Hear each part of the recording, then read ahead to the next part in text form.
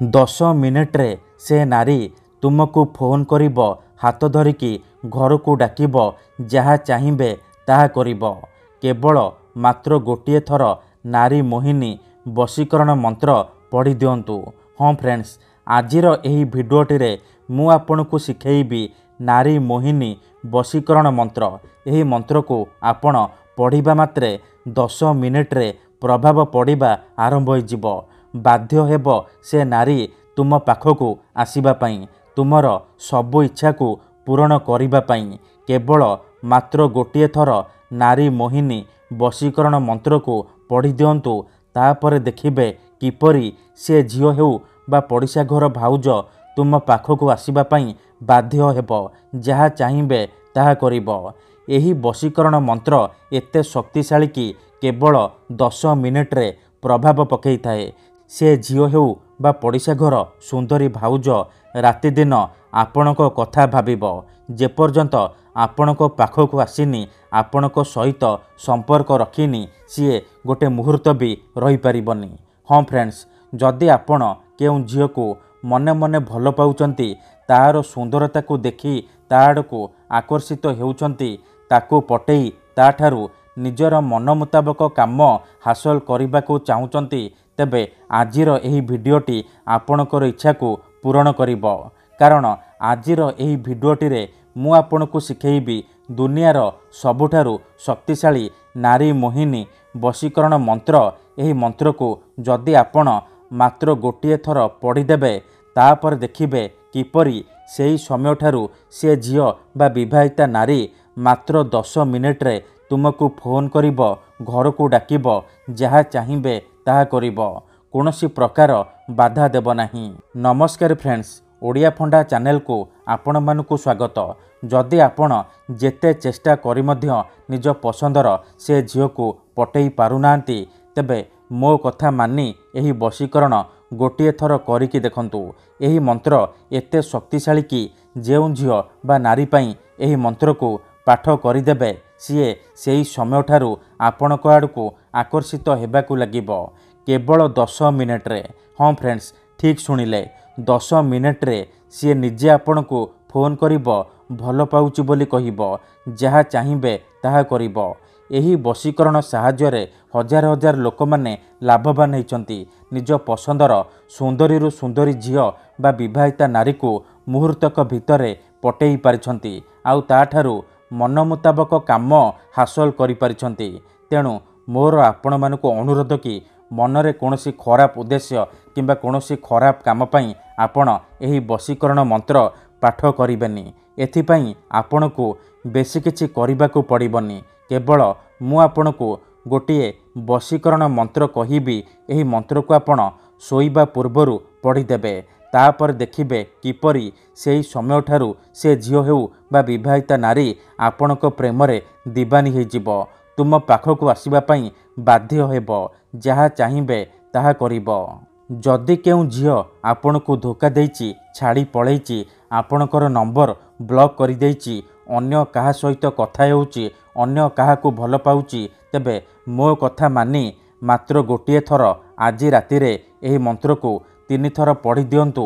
ତାପରେ ଦେଖିବେ କିପରି ସେ ଝିଅ ଯେତେ ଦୂରରେ ଥିଲେ ମଧ୍ୟ ରାତିଦିନ ଆପଣଙ୍କ କଥା ଭାବିବ, ନିଜେ ଆସିବ ଆପଣଙ୍କର ପାଦ ତଳେ ପଡ଼ିବ, ଆପଣଙ୍କୁ ଭଲ ପାଉଛି ବୋଲି କହିବ। ଏହି ବଶୀକରଣ ସାହାଯ୍ୟରେ ଆପଣ ଶାଶୁ, ନଣନ୍ଦ, ଦିଅର, ଭାଉଜ କାହାକୁ ବି ନିଜ ବଶରେ କରିପାରିବେ, ତାଠାରୁ ନିଜର ମନ ମୁତାବକ କାମ ହାସଲ କରିପାରିବେ। ତେବେ ଏହି ବଶୀକରଣ ବିଧି ଆପଣ କିପରି କରିବେ, କେମିତି କରିବେ, ମୁଁ ଆପଣଙ୍କୁ ଶିଖେଇବି। ସମ୍ପୂର୍ଣ୍ଣ ପ୍ରୟୋଗ ବିଧି ଠିକ୍ ଭାବରେ ଶିଖେଇବି। ଜାଣିବା ପାଇଁ ଭିଡ଼ିଓଟିକୁ ମୂଳରୁ ଶେଷ ପର୍ଯ୍ୟନ୍ତ ପୁରା ଧ୍ୟାନ ସହିତ ଦେଖିବେ।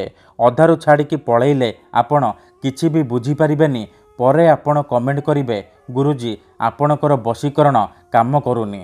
ଦେଖନ୍ତୁ, ଯେଉଁପରି ଆପଣ ଭଗବାନଙ୍କୁ ମାନୁଛନ୍ତି, ଭଗବାନଙ୍କ ଉପରେ ବିଶ୍ୱାସ ରଖିଛନ୍ତି, ନିଜର ସବୁ ଦୁଃଖ କଷ୍ଟ ଅସୁବିଧା ଭଗବାନଙ୍କୁ ଜଣାଉଛନ୍ତି, ଯଦି ସେ ଅସୁବିଧାର ସମାଧାନ ନ ହେଲା, ତାହାର ମାନେ ନୁହେଁ କି ଭଗବାନ ନାହାନ୍ତି। ସେହିପରି ତନ୍ତ୍ର ମନ୍ତ୍ର ହୁଏ, ବଶୀକରଣ କାମ କରେ, କିନ୍ତୁ ଏହାକୁ ଆପଣଙ୍କୁ ସିଦ୍ଧ କରିବାକୁ ପଡ଼ିବ। ପ୍ରୟୋଗ ବିଧିକୁ ଠିକ୍ ଭାବରେ କରିବାକୁ ପଡ଼ିବ। तेबे जाइकी मु आपणକୁ ग्यारंटी देउची आपण जेउ झियो बा नारी उपरे एही मंत्र को पाठ करिदेबे सीए सेही समय ठारू आपणक बसरे हे जिवो। पागली परी आपणକୁ भल पाइबाकू लागिबो। आपणକୁ न देखी गोटे मुहूर्त भी रही परिबनी।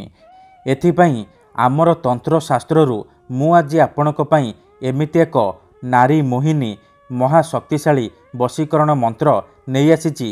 जदि आपण एही मंत्र को रातिरे शोइबा पूर्वरु पढ़ीदेबे तापर देखिबे किपरि से झियो बा नारी तुम पाखक आसीबा पई बाध्य हेबो। जहा चाहिबे ताहा करिबो। तेबे एही वशीकरण आपण किपरि करिबे केमिति करिबे मु आपणको शिखेइबी। संपूर्ण प्रयोग विधि ठीक भाବରେ शिखेइबी। ता पूर्वरु जदि आपण आम चैनल को नुआ आसीचंती तेबे दयाकरी चैनल को सब्सक्राइब करी पाखरे थिबा बेल आइकन को मध्य दबाई दियंतु। जहा द्वारा आमे जेउ भी वीडियो अपलोड करिबु सर्वप्रथमे आपण देखि परिबे आउ तार लाभ पाई परिबे। ठीक अछि।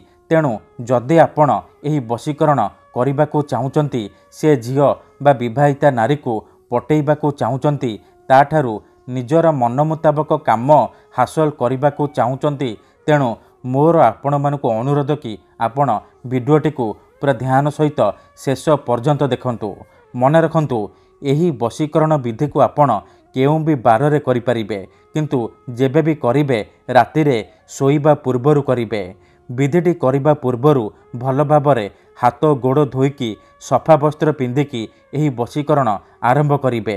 से झियो बा नारी को मनरे भाबिकी एही वशीकरण विधि आरंभ करिबे। प्रथमे आपण कौन करिबे जेतेबेले रातिरे शोइबा पई जिबे भल भाबरे हाथ गोड़ धोईकी खंडे साधा कागज आनिबे, कला रंगर कलम आनिबे आउ अल्प टिके लाल सिंदूर आनिबे। तापरे निज शोइबा घरे हो किंबा कोनोसी एक जगारे आसन पकेइकी बसी पड़िबे। ध्यान रखिबे जेमिति आपणको केही देखिबेनी किंबा डाकिबेनी। तापरे प्रथमे आपण कागजरे सेई झियो बा नारीर नाम लिखिबे जहाको आपण निज बसरे करिबाकू चाहुचंती। ता पाखरे आपण निजर नाम लिखिबे। नाम लिखि सारिबा परे ता तळे आपण गोटिए मंत्र लिखिबे। ओम नमः कामदेवाय आमुकं मे वश्यम कुरुकुरु स्वाहा। एही मंत्र को आपण लिखिबे। आमुकं जगार आपण सेई झियो बा नारीर नाम लिखिबे। मंत्र लिखि सारिबा परे से कागजरे बा मंत्र उपरे सिंदूर लगेई देबे। सिंदूर लगेई सारिबा परे आपण से कागज को भल भाबरे मोड़िकी डाहाण हातरे धरिबे आउ आखि बंद करिकी सेई मंत्र को 3 थर पढ़िबे। ओम नमः कामदेवाय आमुकं मे वश्यम कुरुकुरु स्वाहा। आमुकं जगार आपण सेई झियो बा नारीर नाम कहिबे जहाको आपण बसरे करिबाकू चाहुचंती।